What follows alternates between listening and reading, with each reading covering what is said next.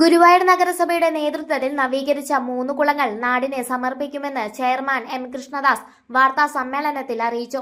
തരകൻ ലാസർ കുളം, അതുപോലെ തന്നെ താമരയൂരിലുള്ള തച്ചാറ കുളം, മഞ്ഞിക്കര ഇ കെ നായനാർ പാർക്കിലുള്ള കുളം, ഇതെല്ലാം നേരത്തെ തന്നെ വെട്ടത്ത് ലക്ഷംവീട് കോളനിയിലുള്ള കുളം, ഇതെല്ലാം നേരത്തെ തന്നെ പണി പൂർത്തിയാക്കി. നെന്മിനി മിച്ചഭൂമിക്കുളം, കോട്ടപ്പടി പള്ളിച്ചിറ, ഞാറംകുളം എന്നിവയാണ് സമർപ്പിക്കുന്നത്. നെന്മിനിക്കുളം സെപ്റ്റംബർ 2-നും പള്ളിച്ചിറ സെപ്റ്റംബർ 3-നും ഞാറാംകുളം സെപ്റ്റംബർ 22-നും സമർപ്പണം നടത്തും.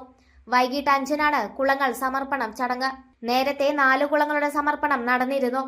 കാജാകുളം, ചോലയിൽ കുളം, ചോലയിൽ സൂര്യൻകുളം, ചെമ്പ്രംതോട് എന്നിവയുടെ നവീകരണത്തിന് പദ്ധതി തയ്യാറായിട്ടുണ്ട്.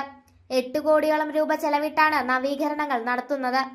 വൈസ് ചെയർപേഴ്സൺ അനീഷ്മ ഷനോജ്, സ്ഥിരം സമിതി അധ്യക്ഷരായ M Shafeer, Shailaja Sudhan, S Manoj, S Sainathan എന്നിവരും ചെയർമാനൊപ്പം വാർത്താ സമ്മേളനത്തിൽ പങ്കെടുത്തു.